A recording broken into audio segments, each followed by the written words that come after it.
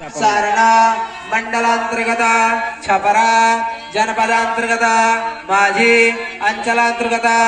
घोड़ा ग्राम के नामने ब्रह्मबा स्थाने रक्षसनाब्दी नल्लाब्द संवत्सर मासाना मासुक्तमे मासे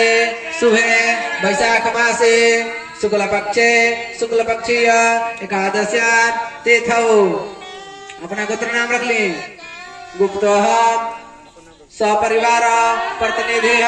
भूतोह श्रुति अस्मृति प्राणोक्त फल प्राप्त्यर्थ अप्राप्त लक्ष्मी प्राप्त्यर्थ चिरकाल संरक्षणार्थ ऐश्वर्यादि सकल मन इप्सित कामना संसिद्ध्यर्थ आधिदैविक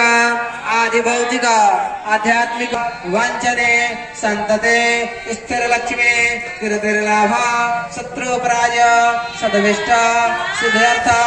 विशेषेण आरभ्य सम्यत हरे राम